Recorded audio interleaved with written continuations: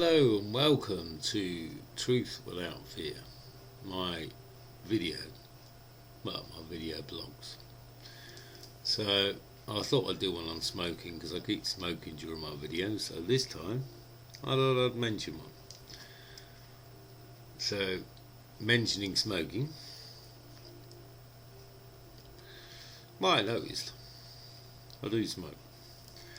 I did quit for about 9 years, and I started again. I know, bloody stupid. I know. I might quit again. Who knows? But one of the things I wanted to go on about smoking is one. It's kind of easy to stop once you get your mind in the right headset. Just letting you know. There's a guy's book, Alan Carr, The Easy Way to Stop Smoking, something like that. It gets your head in the right mindset.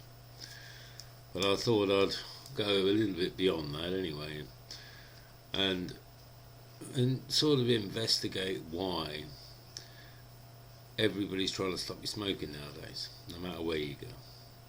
All the pubs are non-smoking, well, they are in England. Nobody else gives a toss, but England, they're all no smoking.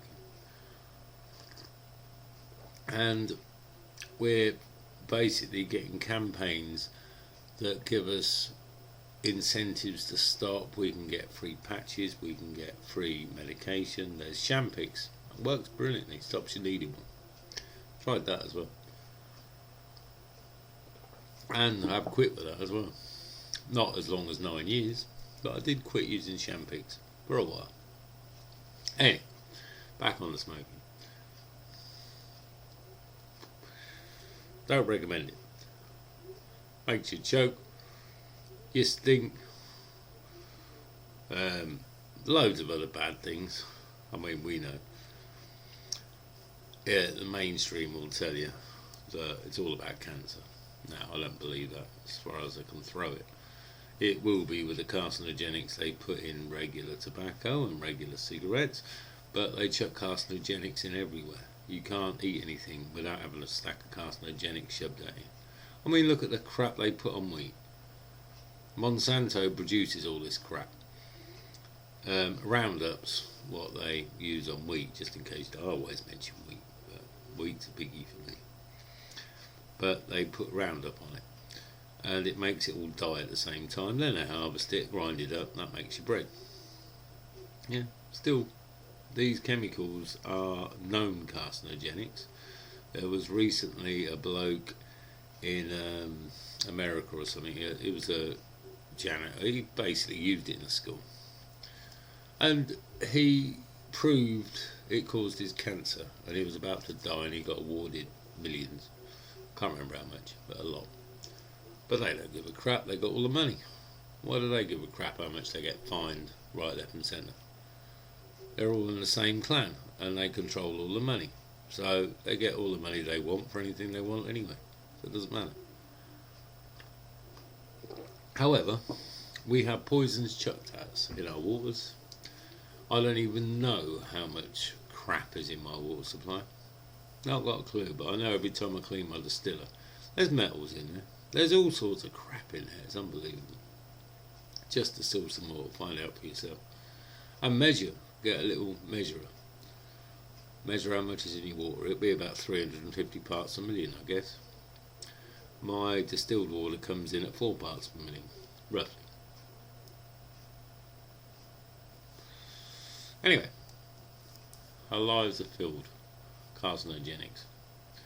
So, smoking, yeah, gives you a few extras, I expect. I mean, I've cleaned my tobacco, so to speak, as in I smoke a very clean tobacco. I'll show you. I hope you can read that. I've got the thing round the right way now. So Pueblo Classic. I looked it up.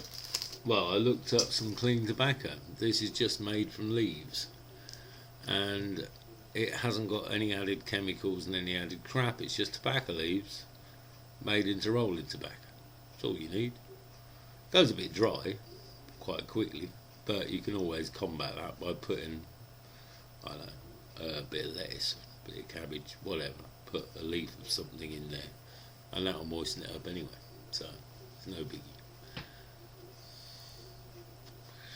Now, why I say that is we're constantly being sprayed with chemtrails.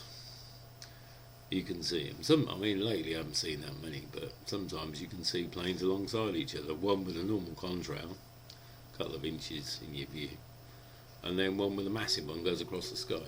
Work that out. Yeah. Anybody denying chemtrails? There's so much stuff out there. There's people admitting they've been doing it, right, left, and centre. So look it up. Don't take my word for it. Anyway, the stuff they put in these chemtrails are also carcinogenic. So they put metals in, they put loads of stuff in. So we're breathing in carcinogenics anyway. Going back to smoking, I think that these little things put a layer between you and the carcinogenics. So, because you're putting tar into your lungs and other stuff, that it's actually stopping these things from getting in to your bloodstream and then breaching the blood-brain barrier. So I actually think these help you against the atmosphere. So yes, you might be getting some poisons, but you might also be protecting yourself from some poisons. I don't know if I'm right. It's a theory, as good as any. But you've got to ask yourself that all these systems are geared up to make us ill, keep us ill, keep them making money off the taxpayer. That's what all systems are about, to enslave the population and just milk the population, not just for money, but we'll stick with the money side for now. Anyway, so medicine's made to keep you ill. All treatment's made to keep you ill. So, why on earth would any government then go and spend millions and millions on massive campaigns to try and stop you smoking when they just want to keep you ill? They want to keep the big pharmaceutical companies making lots of money treating you. So why? The only answer I can come up with is somehow smoking messes up their plan. Somehow. Another reason I haven't packed up, but downsides of smoking costs a bloody fortune, especially in England. It costs about 5 times more here than anywhere else in the world. It's absolutely silly. You can look it up, but average pack of ciggies cost about a tenner. They go up to about 12 quid for a packet of 20. Now, that's got to be about $18 or something. One packet. That's the price of cigarettes.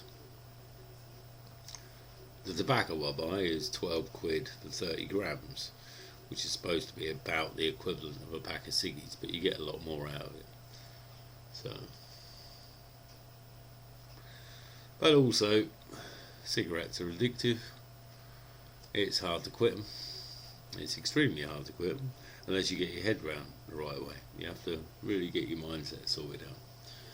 I know, because I did it for 9 years. So, but yeah, now my incentive to quit is not that great, considering thinking I might actually be protecting myself by doing it. But I should cut down. It's not great. But going back to how Big Pharma wants to keep you ill, look how much money they make treating cancer. And this isn't particularly meant to be a cancer post, but the treatment for cancer is extremely expensive, extreme on the body. Anybody that takes chemotherapy will know how bad it is for you when you actually take it, but you shouldn't. It hasn't got any chance of success. Well, officially, and through studies, which I've got links to on my page, you can look it up, but it has about a 2% success rate of 5-year survival, something like that. I can't remember the exact study, but basically it's 2% success rate.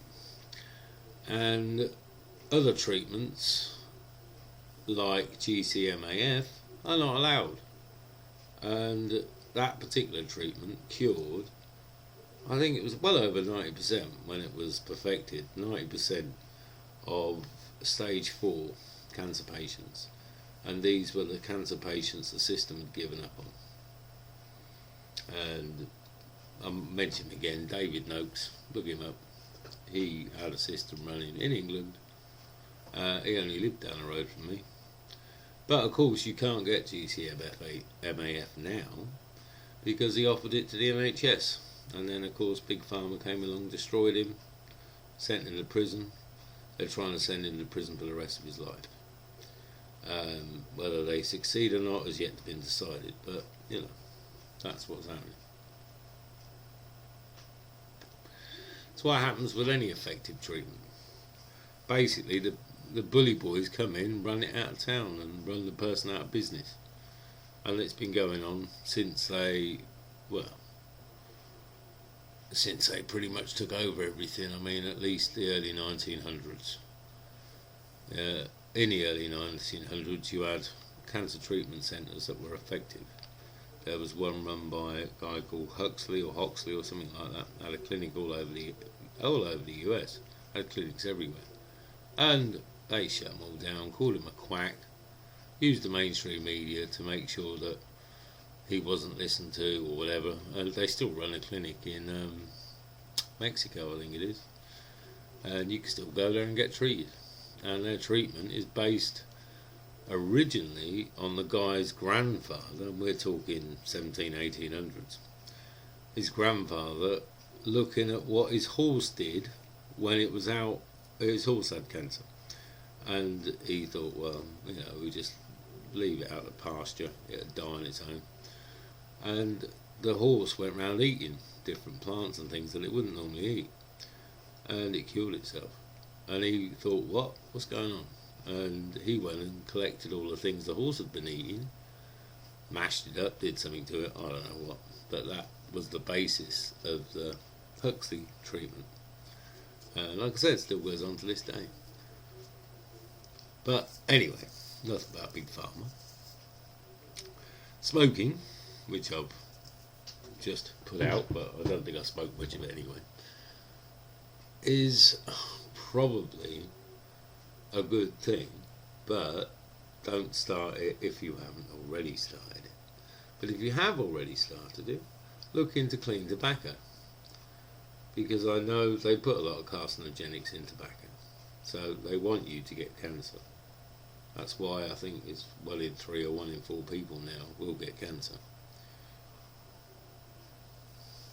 And I think smoking helps prevent cancer, madly enough. I mean, people have been smoking tobacco for thousands of years, so.